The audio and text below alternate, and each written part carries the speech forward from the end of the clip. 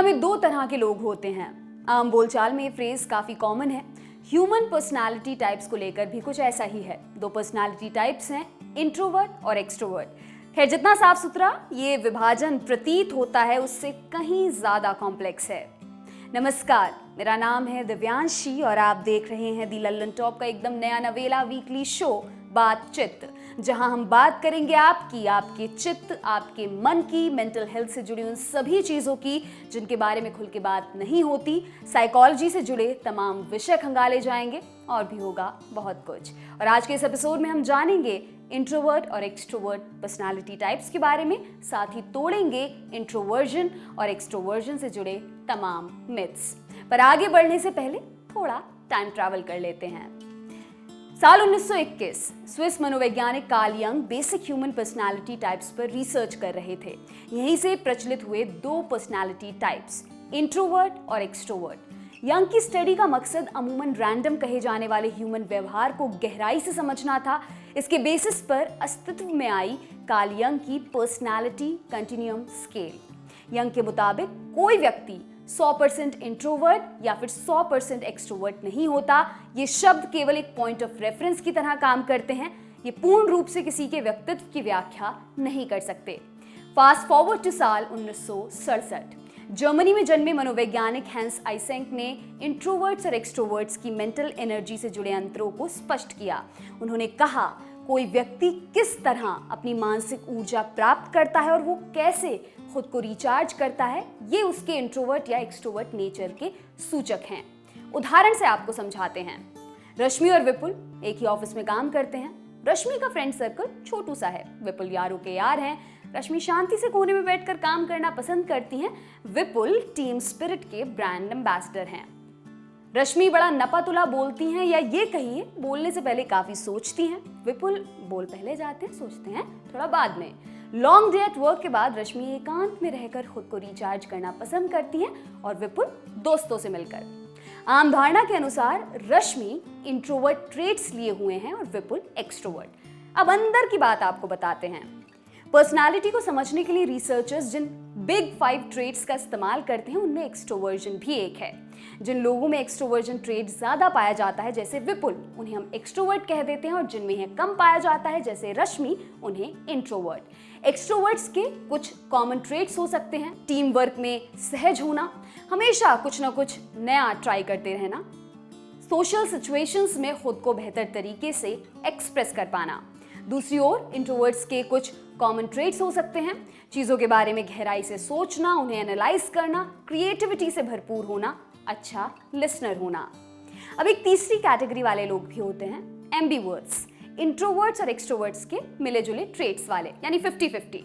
उदाहरण के लिए आम धारणा के अनुसार ज्यादा समय तक सोशलाइज करना, लोगों से मिलना जुलना इंट्रोवर्ट्स को थका सकता है। ठीक ऐसे ही ज्यादा अकेला रहने पर एक्सट्रोवर्ट्स अपनी एनर्जी लेवल में कमी महसूस करने लगते हैं। और एक एम्बिवर्ट के तौर पर आप दोनों ही सिचुएशंस में एक बैलेंस्ड अप्रोच रखते हैं। Swedel.com के एक आर्टिकल में French sociologist Jean Baudrillard personality type से जुड़े पूर्वग्रहों से बचने की हिदायत देते हैं। उनके अनुसार इंट्रोवर्ट एक्सट्रोवर्ट के नाम पर जो तमाम चीजें इंटरनेट पर हमें दिखाई देती हैं उन्हें कोरा सच ना माना जाए। और इसकी शुरुआत आप इसी मोमेंट से कर सकते हैं। कैसे? पर्सनालिटी टाइप से जुड़ी तमाम भ्रांतियों का पूरा सच जानकर।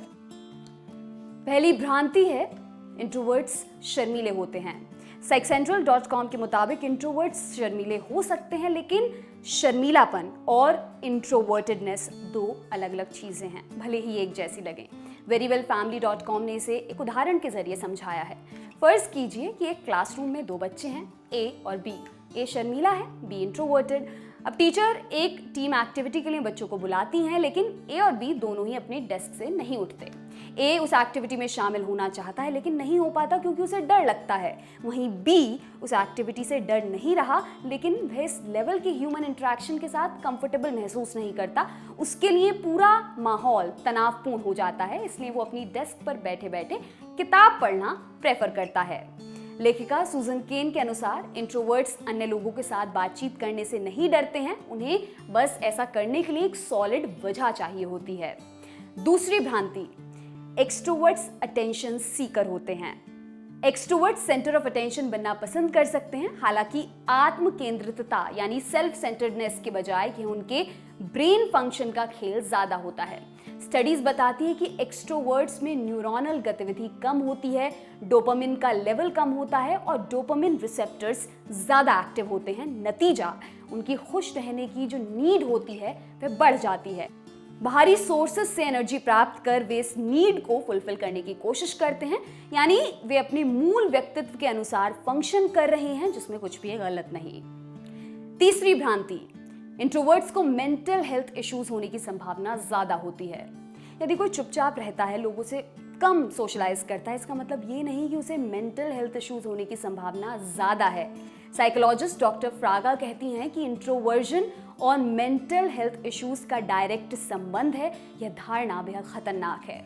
मानसिक बीमारी के जोखिम को बढ़ाने वाले फैक्टर्स व्यक्ति की biology, childhood trauma, family history आदि पर डिपेंड करते हैं। चौथी भ्रांति, सिर्फ एक्सट्रोवर्ट्स ही सोशलाइज कर सकते हैं। हेल्पलाइन.com में छपे एक आर्टिकल में साइकोलॉजिस्ट डॉक्टर फ्रागा इस पर बात करती हैं। उनके अनुसार एक आम धारणा है कि इंट्रोवर्टेड नेचर वाले लोग एंटी सोशल होते हैं, पर वास्तव में ऐसा कुछ नहीं है। इंट्रोवर्ट्स बिल्कुल सोशलाइज करते हैं, लेकिन कितना, कब तक और किसके साथ, यह उनके कंफर्ट लेवल पर डिपेंड करता है। इसके उलट एक्सट्रोवर्ट्स को अमूमन सोशल बटरफ्लाई कह दिया जाता है। निश्चित रूप से ऐसा हो सकता है, लेकिन केवल ऐसा ही हो ये बिल्कुल भी जरूरी नहीं। जाते जाते बस इतना कहूंगी कि कोई पर्सनालिटी टाइप सुपीरियर या इन्फीरियर नहीं होता, केवल एक टाइप होता है। किसी को 50 दोस्त चाहिए, कोई 2 दोस्तों में खुश है, कोई एकांत में ज्यादा प्रोडक्टिव है, कोई टीम वर्क प्रेफर करता है, कोई हर किसी से बात कर लेता है, कोई नहीं कर पाता, उसे अपने खास लोग चाहिए होते हैं, या शायद कोई भी नहीं। किसी की पर्सनालिटी टाइप से जुड़ी जनरलाइजेशंस में गुम होकर इंसान के वास्तविक अनुभव को डिस्कार्ड कर देना, नकार देना कई मायनों में गलत है।